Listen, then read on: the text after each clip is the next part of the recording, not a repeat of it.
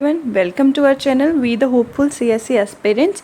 तो आज हम मॉडर्न हिस्ट्री करने वाले हैं। मॉडर्न हिस्ट्री में हम बैटल ऑफ प्लासी को आज थोड़ा स्टोरी वे में समझेंगे, कि स्टोरी की तरह समझने की कोशिश करेंगे उसको, ताकि हमें याद रह जाए वो। तो जब हम बैटल ऑफ प्लासी करते हैं तो उससे पहले हम थोड़ा सा देख लेते हैं कि मतलब ब्रिटिश एम्पेरियल हिस्ट्री स्टार्ट कैसे होती है।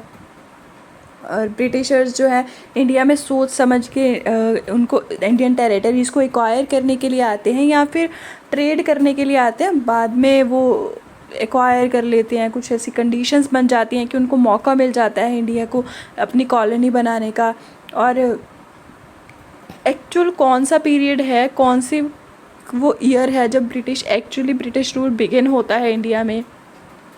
इतने स्ट्रॉन्ग एम्परर्स होने के बाद भी, इतने स्ट्रॉन्ग रूलर्स होने के बाद भी इंडिया में ये ब्रिटिशर्स सक्सेसफुल कैसे हो जाते हैं अपनी कॉलोनी बनाने में। और फिर हम उसके बाद पढ़ेंगे कि बंगाल की क्या इंपॉर्टेंस थी। फिर उसके बाद हम बैटल ऑफ प्लासी जो है उसके कॉजेज़ क्या क्या रहे हैं, किस वजह से बैटल ऑफ प्लासी हुई है, वो सब पढ़ेंगे। तो चलिए शुरू करते हैं। और ये स्पेक्ट्रम की बुक का है chapter number 5, expansion and consolidation of British power in India. तो सबसे पहले हम देखते हैं कि ब्रिटिश इंपीरियल हिस्ट्री स्टार्ट कैसे होती है। देखो, इसको हम दो पार्ट्स में डिवाइड कर सकते हैं, first empire and second empire. लेकिन अगर कोई वैसे पूछा जाए कि इंपीरियल हिस्ट्री स्टार्ट किस इवेंट से होती है, तो वो 16th सेंचुरी में कॉन्क्वेस्ट ऑफ आयरलैंड होता है, जिससे ये ब्रिटिश इंपीरियलिज्म स्टार्ट होता है। अब इसको दो पार्ट्स में हम डिवाइड करते हैं, एक तो first empire, second empire. First empire जो है वो अटलांटिक ओशन के अराउंड स्ट्रेंच करता है, जो अमेरिका और वेस्ट इंडीज़ वगैरह वाला एरिया है। वहाँ पे पहले ब्रिटिश रूल करते थे, फिर वहाँ पे वॉर ऑफ इंडिपेंडेंस होती है, रिवॉल्ट्स होते हैं, तो फिर ये वहाँ से मूव करके इंडिया, एशिया, अफ्रीका इस वाली साइड आ जाते हैं। तो एशिया आते हैं तो इंडिया में आ जाते हैं ये, और बाकी सारे यूरोपियंस भी यहीं होते हैं। अब इसमें दो चीज़ें बोली जाती हैं कि जो दो कॉन्फ्लिक्टिंग पॉइंट्स आते हैं, डिबेट का पॉइंट आता है कि जो ब्रिटिश थे वो इंडिया में आए थे, वो एक्सीडेंटली आए थे या फिर एक इंटेंशनली आए थे। तो जो जॉन सीले वाला ग्रुप है वो तो कहता है कि जो ब्रिटिश थे वो एकदम मतलब अनइंटेंशनली आए थे, वो सिर्फ ट्रेड के पर्पज़ से आए थे, उनका कोई एम्पेरियलिज्म का, उनका कोई रूल करने का इरादा नहीं था। और ये वो इसको बोलते हैं फिट ऑफ एब्सेंट माइंडेडनेस। लेकिन जो मतलब कि वो आए ट्रेड करने थे, लेकिन बाद में उनको थोड़े ऐसे पॉइंट्स मिल गए, उनको लगा कि अगर पॉलिटिकली हम थोड़ा सा इन्वॉल्व हो रहे हैं, क्योंकि इंडिया ने पॉलिटिकल मतलब इंडिया में ना पॉलिटिकल लूप होल्स बहुत थे, तो उनको वो लूप होल्स वो यूज़ करके वो ट्रेड इजीली कर सकते हैं। तो इस वजह से वो इंडिया ने मौका दिया था उनको रूल करने के लिए, लेकिन वो कभी रूल करने के इंटेंशन से नहीं आए थे, सिर्फ ट्रेड के लिए आए थे। और जो दूसरा ग्रुप है वो कहता है कि वो इंटेंशनली आए थे, वो एक प्लानिंग करके आए थे अच्छे से, और उसको उन्होंने year by year, step by step जो है बहुत सारी पॉलिसीज़ यूज़ कर करके इंडिया में अपना रूल इस्टेब्लिश किया है। तो अब दोनों में से कोई भी नहीं, मतलब दोनों का एक मिड पॉइंट निकाला जाता है कि ठीक है वो आए ट्रेड करने के लिए थे, लेकिन इंडिया, उनको लगा कि जैसे ही उन्होंने देखा कि इंडिया की पॉलिटिकल यूनिटी बहुत ज़्यादा लैग कर रही है, इंडिया में पॉलिटिकल यूनिटी नहीं है, रूलर्स को कितना आसान है एक दूसरे के खिलाफ जो है खड़ा करना, और फिर उससे वो अपने ट्रेड प्रिविलेजेस ले सकते हैं। तो उन्होंने पॉलिटिकल इश्यूज़ में इंटरफेयर करना स्टार्ट कर दिया, जिसकी वजह से फिर फाइनली वो रूल करने लग गए। अब आता है कि ब्रिटिश पीरियड जो है इंडिया में स्टार्ट कब होता है। तो ब्रिटिश पीरियड जो है ना, इसकी काफ़ी ज़्यादा डिबेट्स चलती हैं इस पे भी हिस्टोरियंस की। कुछ हिस्टोरियंस तो कहते हैं कि जब एंग्लो फ्रेंच वॉर होती हैं, जब कार्नेटिक वॉर्स होती हैं 1740s के आसपास, तब ब्रिटिश रूल इंडिया में स्टार्ट हो जाता है, क्योंकि वो फ्रेंच को यहाँ से भेज देते हैं। और कुछ लोग कहते हैं कि 1757 बैटल ऑफ प्लासी, जो कि बहुत ज़्यादा जगह पे मानी भी जाती है, और मतलब जब क्वेश्चंस पे अटैम्प्ट करते हैं तब भी बैटल ऑफ प्लासी ही लगाया जाता है आंसर, कि तब ये इनका ब्रिटिश रूल स्टार्ट होता है इंडिया में। और कुछ लोग कहते हैं 1761 में जो थर्ड बैटल ऑफ पानीपत हुई थी वो इनका रीज़न है। कुछ लोग कहते हैं कि बैटल ऑफ बक्सर 1764 वाली वो ब्रिटिश रूल की स्टार्टिंग है। तो ऐसा कोई परमानेंट इवेंट नहीं बोल सकते हैं, बहुत सारे ऐसे इवेंट्स हुए थे जो कहीं ना कहीं इनको रूलिंग करने में, इनको इस्टेब्लिश होने में हेल्प कर रहे थे, इनकी पावर जो है वो बढ़ा रहे थे। और फिर हम आते हैं कॉजेज़ पे कि कॉजेज़ क्या थे, कैसे इतने पावरफुल रूलर्स होने के बाद भी ब्रिटिश इंडिया में सक्सीड कैसे कर गए रूल करने में। तो देखो, एक तो इनकी जो आर्म्स हैं, आर्म वॉरफेयर है ना, इनकी जो मिलिट्री है, इनकी जो स्ट्रेटेजी है, वो सारी की सारी बहुत मॉडर्नाइज्ड थी, बहुत ही ज़्यादा इफ़ेक्टिव थी, अच्छी टेक्नोलॉजी थी। लेकिन जो वही जो इंडियन रूलर्स हैं, उनके जो इक्विपमेंट्स हो गए वॉरफेयर के, है ना, टेक्निक्स हो गई, जो भी वो यूज़ करते थे, वो ट्रेडिशनल थी, अभी इतनी मॉडर्नाइजेशन नहीं आई थी, लेकिन इनमें थोड़ी मशीनरी यूज़ करते थे ये, है ना, मशीन ऑपरेटेड गन्स थी इनके पास, यूरोपियंस के पास। तो ये जो है इनका बहुत प्लस पॉइंट रहता है इंडिया में रूल इस्टेब्लिश करने के लिए, वॉर्स वगैरह जीतने में इनको हेल्प करता है। दूसरा था इनकी बेटर मिलिट्री, जैसे प्लेन एंड रेगुलर सैलरी थी, कि ये अपनी जो ब्रिटिश आर्मी है ना, उसको बहुत अच्छे से मेंटेन करके रखते थे कहीं भी, क्योंकि उनकी मेन पावर ही इनको मिलिट्री से मिल रही थी कि जहाँ जहाँ इनको अब वॉर होगी तो मिलिट्री ही लड़ेगी ना। तो अगर मिलिट्री सुपीरियर है, मिलिट्री के लोग हमसे खुश हैं, तो फिर वो हेल्प करेंगे, हमारे लिए लड़ेंगे, नहीं तो किसी को क्या ही, तो वो अच्छे से लड़ाई करेंगे हमारे लिए। तो इस वजह से इनको रेगुलर सैलरीज देते थे और बहुत अच्छा डिसिप्लिन बना के रखते थे। यहाँ पर फेवरेटिज़म का कॉन्सेप्ट नहीं चलाते थे ये, कि अगर मतलब कोई किसी के नोन में है, इस तरह से उसको कोई जॉब मिल जाएगी, कोई अच्छी पोस्ट मिल जाएगी, ऐसा नहीं था। अगर आप उसके लिए काबिल हो तभी आपको वो जॉब मिलेगी, आपको वो पोस्ट मिलेगी, अदरवाइज़ नहीं मिलेगी। तो ये बहुत अच्छी चीज़ थी इनकी। इस वजह से जो एक्चुअली डिज़र्व करता है उसी को पोस्ट मिलती थी। वही है कि सिविल डिसिप्लिन था और फेयर सिलेक्शन सिस्टम था। लीडरशिप भी बहुत अच्छी थी। और इनको जो है बाकी जो इनके क्लीव हो गया, हेस्टिंग्स हो गया, और बाकी जो सारे लीडर्स थे, इनको ना एक्चुअली पीछे इनकी क्राउन से भी सपोर्ट मिलती थी। जो भी गवर्नर जनरल्स आते थे, सब एक दूसरे के साथ कोऑपरेट करके चलते थे, तो एक दूसरे को सपोर्ट अच्छी मिलती थी, लीडरशिप भी अच्छी रहती थी। वही हमारे इंडियन लीडर्स का क्या है, जो हमारे रूलर्स थे उनका ये था कि रूल कर रहा है कोई, और उसके जो कोर्ट में वही बंदे नहीं चाहते हैं कि वो रूल करे। उनमें से कभी कोई रूल करना चाहता है, कभी कोई रूल करना चाहता है, तो इस वजह से कॉन्फ्लिक्ट बनी रहती थी। पॉलिटिकल वैक्यूम बहुत क्रिएट होता था, जो इनके लिए प्लस पॉइंट रहा था। और इनके पास फाइनेंशियल बैकअप भी स्ट्रॉन्ग था। देखो, इनके पास ये पावर थी, एक तो इनके पास इंस्टेंट डिसीजंस की पावर थी, जैसे कि हमने पहले भी डिस्कस किया था कि इन लोगों को अगर ये लग रहा है ना कंपनी को कि इनको इंस्टेंटली क्राउन से परमिशन लेने में किसी मैटर में टाइम लग जाएगा, चाहे कोई मिलिट्री मैटर है, चाहे कोई पॉलिटिक्स के रिलेटेड मैटर है, या कोई फाइनेंसेस से रिलेटेड, अगर हमें कहीं लड़ाई लड़नी है और ज़रूरी है वो हमारी हेल्प करेगी, वो मतलब हमारे प्लस पॉइंट ऐड करेगी वो, तो ये लोग लड़ लेते थे। इनको ये थोड़ी है कि पहले क्राउन से परमिशन लेके आएंगे। इनके पास इंस्टेंट एक्शंस थी, उनकी पावर थी, जो कि इनको बहुत ज़्यादा हेल्प करती है। तो इनका फाइनेंशियल बैकअप भी क्राउन की वजह से स्ट्रॉन्ग रहता है। और इन लोगों में नेशनलिस्ट प्राइड, पेट्रियटिज्म होता है, जो कि इंडिया के लोगों में अभी फीलिंग आई ही नहीं है। उनको पता ही नहीं है कि एक देश है, एक हमें बना के रखनी चाहिए यूनिटी। वो लोग तो एक दूसरे अपनी पावर के लिए, अपनी लग्जूरियस लाइफ के लिए ही लड़ते रहते थे। अब जब आता है Bengal on the eve of the British conquest. अब देखो, बंगाल जो है उस टाइम पे ना बहुत ज़्यादा रिच रीजन था और बहुत ज़्यादा प्रस्पेरियस रीजन भी था और सबसे बड़ा रीजन था, क्योंकि ये इनके लिए एक अच्छी चीज़ होती है कि इनको शुरुआत में ही बंगाल की प्रेसिडेंसी मिल जाती है, जिसकी वजह से इनका बहुत अच्छा ट्रेड जाता है। बंगाल में इन्हें मिलता क्या क्या है, देखो, इन्हें ब्लैक गोल्ड, जिसको मतलब ब्लैक पेपर, जिसको ब्लैक गोल्ड बोला जाता है, स्पाइसेस हो गई सारी की सारी, इंडिगो हो गया, सॉल्ट पेटर हो गया। सॉल्ट पेटर जो है वो एक मतलब प्रिजर्वेटिव, उसके बहुत सारे यूजेस हैं, जैसे कि वो प्रिजर्वेटिव्स में भी यूज़ होता है ना, फूड प्रिजर्वेटिव्स। वो गन पाउडर में भी एक मेन मटेरियल, मेन कंपोनेंट की तरह काम करता है। बहुत यूजेस हैं इसके, वो कभी अलग देख लेंगे। तो ऐसी कई चीज़ों का ये ट्रेड करते थे। रॉ मटेरियल, सिल्क हो गया, कॉटन हो गई, तो इससे इनको फ़ायदा बहुत होता था। और उस टाइम बंगाल के रीजन में था उड़ीसा, बिहार, बांग्लादेश वाला एरिया, ये सारा बंगाल ही तो था।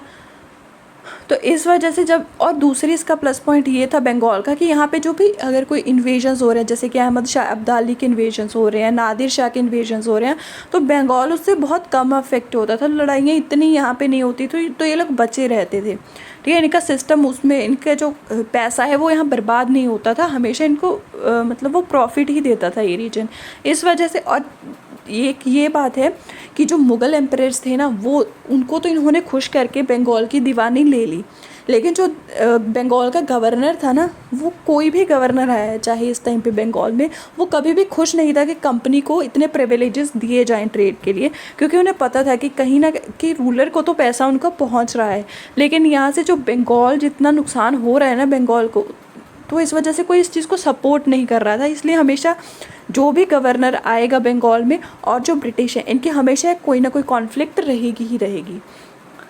तो और जो इन्होंने मतलब दीवानी राइट्स ले लिए, तो ये बंगाल जो मुग़ल एम्पायर है उसको 3000 रुपीज़ यानी कि 350 पौंड जो है वो पे करते थे एनुअली।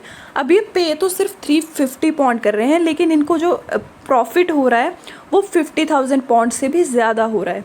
मतलब ये उसका 1% भी नहीं दे रहे हैं, पे कर रहे हैं एज एन, हम कह सकते हैं कि एनुअल जो उनको देना था दस्तक वगैरह, वो उसका बिल्कुल 1% भी नहीं है, और कितना इनको प्रॉफिट हो रहा है।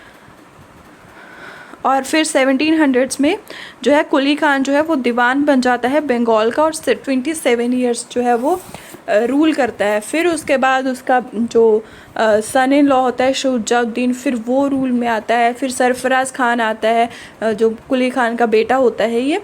और फिर अलीवर्दी खान जो है वो, सरफराज जो है बहुत इनकैपेबल रूलर होता है, तो अलीवर्दी खान उसके कोर्ट में काम करता है, उसका एक मतलब कोर्ट मिनिस्टर होता है, और ये उसको मार देता है सरफराज खान को, और फिर खुद गद्दी पे बैठ जाता है अलीवर्दी खान।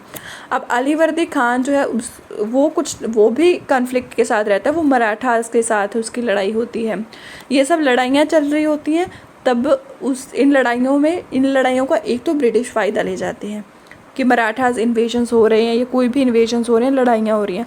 और दूसरा जो है ये होता है कि जब ये मर जाता है 1756 में इसकी डेथ हो जाती है, उसके बाद जो और दूसरा इसको रहते हैं ना कार्नेटिक रीजन, जो कर्नाटका वाला रीजन है, वहाँ पे भी अपना रूल इस्टेब्लिश करने की कोशिश करता है, लेकिन कर नहीं पाता है, तब तक इसकी डेथ हो जाती है। फिर आता है इसकी जो यंगेस्ट डॉटर है, उसका बेटा सिराजुद्दौला, वो आता है मतलब पॉलिटिकल पावर में, लेकिन वो भी एक 20 साल का बच्चा है। और वो 20 साल में जब उसको पॉलिटिकल पोजीशन जो है मिल जाती है, उसको पूरी की पूरी पॉलिटिक्स को हैंडल करना, वो इतना अभी उसको एक्सपीरियंस नहीं है। और दूसरी चीज़ है, उसके कोर्ट में ही बहुत सारे उसके अपोजिशन बैठी है, जैसे कि मीर जाफ़र जो है वो खुद इसको अपोज़ करता है, हिंदू पॉपुलेशन काफ़ी अपोज़ करती है। एक इनके यहाँ लेडी है घसीटी बेगम, ये एक चाइल्डलेस विडो है, ये भी काफ़ी अपोज़ करती हैं इस चीज़ को। जगत सेठ, ओमनी चंद, राय दुर्लभ, ये सब लोग इसको अपोज़ करते हैं। ये किसी तरह किसी को रिप्लेस कर देता है, मतलब ये इन सबको टैकल कर लेता है किसी न किसी तरीके से।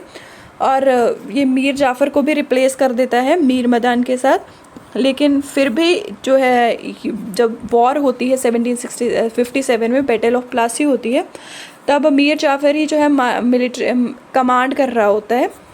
तो अब होता क्या है, बैटल ऑफ प्लासी, देखो अब ये सब चीज़ें हो रही हैं, तो इंग्लिश की जो है, ब्रिटिश जो है, उनको कोई भी जो बंगाल का गवर्नर है वो अच्छा तो मान नहीं रहा है, क्योंकि सबको पता है कि बंगाल का नुकसान हो रहा है। तो ये किसी ना किसी तरह धीरे धीरे कॉन्फ्लिक्ट में रहते ही थे। और वैसे भी जब बंगाल पे कोई और मुसीबत आई थी, कोई और इन्वेजन आया होता, तो ब्रिटिश और फ़ायदा ले लेते थे उसका। तो ये सब कन्फ्लिक्ट्स के कारण ना इनमें बहुत ज़्यादा डिफरेंसेस आ गए थे बंगाल के गवर्नर और ब्रिटिश में। तो ये लड़ाई लगने के चांसेस वैसे भी थे, लेकिन एक होता है ना कि कोई ना कोई एक मेन पॉइंट होता ही है जिसकी वजह से लड़ाई होती है। तो एक तो जो ब्रिटिशर्स हैं, ये एक कृष्णा दास नाम का बंदा होता है, जो कि राज दुर्लभ का बेटा, वो भागा हुआ होता है, और जो ब्रिटिश हैं वो असाइलम दे देते हैं उसको शरण दे देते हैं। तो इस वजह से जो बंगाल का गवर्नर है वो काफ़ी दुखी होता है, मतलब इनसे बहुत नाखुश होता है इस चीज़ से कि मतलब आप हमारे दुश्मन को आप असाइलम दे रहे हो, हमारी ही जगह पे आप ट्रेड कर रहे हो हमारी टेरिटरी में, और हमारे ही अगेंस्ट कुछ काम कर रहे हो आप। वो उसको अपने अगेंस्ट मानता है, अपनी पावर की बेइज्जती मानता है। तो ये तो बहुत, तो ये जो बनती है चिंगारी बनती है एक। और फिर उसके बाद ये जो सिराजुद्दौला है, ये ब्रिटिशर्स को ले आता है, मतलब कैद करके ले आते हैं, और एक बहुत ही छोटे से कमरे में बंद कर देते हैं। अब एक 146 लोगों को कैद कर दिया जाता है एक बहुत छोटे से रूम में। तो सफोकेशन की वजह से 123 की डेथ हो जाती है, सिर्फ 23 लोग ही ज़िंदा बचते हैं। इसको बोला जाता है ब्लैक होल ट्रेजेडी। अब जो ये ब्लैक होल ट्रेजेडी है ना, कुछ लोग मानते हैं कि इतना बड़ा आंकड़ा नहीं था कि ये जो मरे हैं, ये 123 नहीं हो सकता, नंबर बहुत ज़्यादा बढ़ा के दिखाया गया है, लेकिन फिर भी कई लोगों की डेथ तो हुई थी। तो इस वजह से जो है ये मतलब पूरे के पूरे बैटल के वॉर के चांसेस हो जाते हैं, मतलब ये मेन कारण बनते हैं, जो बोले जाते हैं कि ये मेन कारण थे लड़ाई के। अब आती है बैटल। अब देखो बैटल लड़ने के लिए आता है रॉबर्ट क्लीव। रॉबर्ट क्लीव आता है अपनी ब्रिटिश फोर्सेस को लेके, और जो ये ना सीक्रेट अलायंस बना लेते हैं इनके साथ, मतलब खुफिया तरीके से ना इनके साथ ब्रिटिश जो है मिला लेते हैं इसके कुछ मेन ऑफिसर्स को या कमांडर्स को आर्मी के, जिन्होंने लड़ाई लड़नी होती है। ऑब्वियस सी बात है, अब वो कोर्ट में इतना टाइम काम किए हैं, अगर वो कोर्ट में नहीं भी काम कर रहे हैं तो भी इनको कितनी सारी चीज़ें, कितने सारे फ्लॉज लूप होल्स पता होंगे, और मिलिट्री का सब पता होएगा। तो इस ब्रिटिश जो है इनके साथ हाथ मिला लेते हैं। अब वो जगत सेठ हो गया, राय दुर्लभ हो गया, मीर जाफ़र हो गया, ये सब जो है लड़ते सिराजुद्दौला की तरफ से हैं, आर्मी में उसकी में होते हैं, लेकिन ये हेल्प ये ब्रिटिशर्स की करते हैं जो। और ये फिर उसके बाद क्या होता है, जून 23 1757 जो है उस टाइम जो है ब्रिटिशर्स जीत जाते हैं बैटल ऑफ प्लासी को। बैटल ऑफ प्लासी को ये बोला जाता है कि ये लड़ाई जो है लगने से पहले ही जीती जा चुकी थी, ब्रिटिश इसको पहले ही जीत चुके थे, बस एक लड़ना था कि हाँ लड़ाई हो गई है, लेकिन जीत पहले ही गए थे वो। अब ऐसा क्यों बोला जाता है, क्योंकि वो जो इसका कमांडर था मीर जाफ़र, वो पहले ही ब्रिटिश के साथ मिला हुआ था। अब इससे रिलेटेड एक और स्टोरी मैंने सुनी थी कहीं पे, मुझे नहीं पता वो सही है कि नहीं है, पर फिर भी याद रखने के लिए मैं बता रही हूँ। हुआ ये था कि जिस दिन मतलब वॉर चल रही थी, वॉर काफ़ी दिनों से चल रही थी, लेकिन एक दिन जो है बारिश आ जाती है बहुत ज़्यादा, और जो ब्रिटिशर्स हैं ये अपने इक्विपमेंट्स वगैरह को सेफली मतलब ढक वगैरह लेते हैं, बारिश से बचा लेते हैं। लेकिन जो मीर जाफ़र होता है वो सिराजुद्दौला की तरफ से वो ऐसा कुछ भी नहीं करता है, जिसकी वजह से बारिश के साथ सारे इक्विपमेंट्स जो है इनके, जो भी इनके वॉरफेयर टेक्निक्स हैं, जो भी इनके वेपन्स हैं, सब के सब भीग जाते हैं, और वो इतने एफिशिएंटली काम नहीं कर पाते हैं, जिसकी वजह से इनको जो है ये सिराजुद्दौला है उसकी आर्मी को पीछे जाना पड़ता है। तो जब वो उनकी आर्मी पीछे चली जाती है, पीछे को मुड़ जाती है, तो ब्रिटिश अपने आप जीत जाते हैं। और ये दिन होता है जून 23 1757, जब ब्रिटिश जो है जीत जाते हैं और सिराजुद्दौला की जो आर्मी है वो पीछे हो जाती है। और अकॉर्डिंग टू द प्रॉमिस जो ब्रिटिशर्स हैं वो सिराजुद्दौला को हटा के उसको वहीं पे पकड़ के मतलब कैद वगैरह करके बाद में उसको मार दिया जाता है। और जो मीर जाफ़र है उसके बेटे को भी मार देता है, नहीं, जो मीर जाफ़र का सन होता है ना मिरान, वो सिराजुद्दौला को मार देता है। फिर उसके बाद मीर जाफ़र जो है वो बन जाता है governor of Bengal, nawab of Bengal. अब देखिए जो बैटल ऑफ प्लासी है उसमें जो है सिराजुद्दौला है वो हार जाता है और उसका मर्डर कर दिया जाता है। उसके बाद सिग्निफिकेंस क्या है इस बैटल ऑफ प्लासी की, तो जो मीर जाफ़र है वो नया जो है बंगाल का नवाब बनता है, गवर्नर बनता है। और इसने ये जो है ना इनको ब्रिटिश को बहुत ज़्यादा लार्ज सम ऑफ मनी देता है और 24 प्रगनास की ज़मींदारी दे देता है। ये इतना पैसे इनको इसलिए देता है ताकि, क्योंकि अभी जो वॉर में नुकसान हुआ था, तो जो हारता था, जो वाला भी पक्ष हारता था, जो भी पार्टी हारती थी वॉर में, तो वो दूसरे जीतने वाले को बहुत ज़्यादा एज अ कंपनसेशन देती थी कि बाद में जो भी नुकसान हुआ है वॉर में वो उनको कंपनसेशन, उससे थोड़ा बहुत जो कंपनसेट किया जा सके। तो वॉर हुई, ब्रिटिश जीते और मीर जाफ़र ने इनको 24 प्रगनास की ज़मींदारी और काफ़ी सारा पैसा दिया था। अब बैटल ऑफ प्लासी के कुछ पॉलिटिकल सिग्निफिकेंस से, अब एक तो ब्रिटिश फाउंडेशंस लेड हो जाती हैं, ये इस्टेब्लिश हो जाती है मिलिट्री सुप्रीमेसी इस बैटल के बाद इंग्लिश की, ठीक है। और इनको जो है गवर्नमेंट सिस्टम वैसे ही चलता रहता है, मीर जाफ़र गवर्नर बनता है तो इंडियन फेस ही एक गवर्नर बनाया जाता है, लेकिन उसको जो है चला जो है ब्रिटिश रहे होते हैं, वो बहुत ज़्यादा इंटरफेयर करते हैं इनकी गवर्नमेंट में कि जो मीर जाफ़र है वो अपने हिसाब से कुछ नहीं कर सकता, उसको कुछ भी करना है, कोई भी नई कोई रेगुलेशंस लानी है, कोई नया कोई कानून नियम बनाना है, कुछ भी करना है तो उसको पहले परमिशन लेनी पड़ेगी, कंसल्ट करना पड़ेगा क्लीव के साथ या जो भी उस टाइम पे ये ईस्ट इंडिया कंपनी में जो मिलिट्री चीफ़ है या कोई भी गवर्न कर रहा है जो भी वो, ठीक है। अब ये जो इंटरफेरेंस है ना मीर जाफ़र को पसंद नहीं आती है ब्रिटिश की, तो इस वजह से वो, और इसी टाइम ना बहुत सारे जो काफ़ी ज़्यादा लड़ाइयाँ भी चल रही होती हैं इधर उधर मीर जाफ़र के साथ। तो क्या होता है ना कि मीर जाफ़र जो है वो इरिटेट हो जाता है इनकी इंटरफेरेंस से, तो वो डच के साथ ना कंस्पायर कर लेता है और इनके साथ लड़ाई करता है ब्रिटिश के साथ। उसको लगता है कि वो जीत जाएगा, ऐसे ब्रिटिश को हरा देगा तो सारा रूल उसके हाथ में आ जाएगा, लेकिन ऐसा होता नहीं है क्योंकि जो डच हैं वो पहले ही हार चुके होते हैं। वो मतलब इंग्लिश उन्हें पहले ही हरा चुके होते हैं, तो ये सब चीज़ें कोई काम नहीं आती हैं उसकी। और उल्टा उसका जो बेटा है मिरान वो मारा जाता है इस लड़ाई में, और वॉर होती है ये साउथ वाली साइड में इंडिया की, तो वो हार जा उसका बेटा मर जाता है और मीर जाफ़र हार जाता है। तो अब डच भी चले गए हैं यहाँ से, तो एक दो जनों की लड़ाई होती है, मीर कासिम की और मीर जाफ़र के बेटे मिरान की गद्दी को लेके। तो जो है एक साइन होता है, एक पैक्ट साइन होता है, एक डील साइन होती है 1760 में कंपनी के साथ। तो ये इसको ट्रीटी ऑफ 1760 बोला जाता है। इस ट्रीटी के कुछ कंडीशंस थी, वो क्या क्या थी कि जो मीर कासिम है वो कंपनी को बर्दवान, मिदनापुर, चित्तगोंग ये सब डिस्ट्रिक्ट्स जो हैं वो कंपनी को दे देगा। जो कुछ ट्रेड वगैरह है, कुछ शेयर वगैरह, कोई ड्यूज़ जो कंपनी के हैं वो क्लियर कर देगा। 5 लाख रुपए कंपनी को दे देगा क्योंकि वॉर हुई थी, इसकी वजह से हुई थी और वो हार गया था, इसलिए जो है जो हारता है वही पैसे देता है, तो 5 लाख रुपए उस चीज़ के। और ये भी एग्री कर जाता है कि जो भी कंपनी के एनिमीज़ हैं वो मीर कासिम के भी एनिमीज़ होंगे। मीर कासिम जो है वो आ जाएगा ना, मीर जाफ़र से ज़बरदस्ती साइन करवा लेंगे कि मीर कासिम जो है अब नया गवर्नर है, और जो मीर जाफ़र है उसको 1500 रुपये की पर एनम पेंशन के साथ उसको इस चीज़ से हटा दिया जाएगा पोस्ट से, और मीर कासिम को ला दिया जाएगा। अब जो मीर कासिम है जब वो बन जाता है ना, तो ये बहुत ही ज़्यादा मतलब एफिशिएंट होता है, एक बहुत ही ज़्यादा पॉलिटिकली एफिशिएंट लीडर है। तो ये बहुत ही ज़्यादा एफिशिएंट लीडर है, इस वजह से ये क्या करते हैं, जैसे ये गद्दी संभालता है तो ये अपनी जो कैपिटल है उसको शिफ्ट कर लेता है, मुर्शिदाबाद से मुंगेर बिहार में शिफ्ट कर लेता है।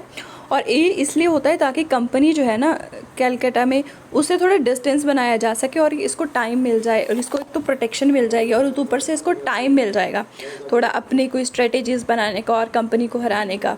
तो थोड़ा सा फिर वो अपनी चॉइस के साथ अपनी आर्मी को अपने उसके स्किल्स इन्हांस करने की कोशिश करता है, नई स्ट्रेटेजीज़ जो है इंट्रोड्यूस करने की कोशिश करता है। अब ब्रिटिश कंपनी को लगता है कि ये जो तो अब जो मीर कासिम है वो बहुत ही ज़्यादा एफिशिएंट लीडर है, तो ये कंपनी से थोड़ी थोड़ी दूरियां बनाने लग जाता है। ब्रिटिश को लगता है कि जब मीर कासिम जो है वो पोजीशन में आ जाएगा, वो अपने एक मतलब है ना गवर्नर बन जाएगा, तो वो इनकी हेल्प करेगा, लेकिन होता इससे उल्टा, वो पपेट की तरह काम बिल्कुल नहीं करता है। वो धीरे धीरे इनसे डिस्टेंस मेंटेन करता है, जैसे कि ये कैपिटल चेंज कर दी है ना, अपनी स्किल्स जो है अपनी आर्मी को नई नई टेक्निक से सिखाना, ये सब करने लग जाता है। कंपनी को जब इस बात का पता चलता है, कंपनी इरिटेट हो जाती है इस चीज़ से, क्योंकि उनको लगता है कि ये तो हमारा पपेट है, लेकिन वो ऐसे काम करता ही नहीं है। तो ये जो चीज़ें हैं, मीर कासिम जो भी स्टेप्स लेता है, एट द एंड जाके बैटल ऑफ बक्सर जो है उसका कारण बनती हैं। तो बैटल ऑफ बक्सर जो है वो हम अगले वीडियो में पढ़ेंगे। तब तक के लिए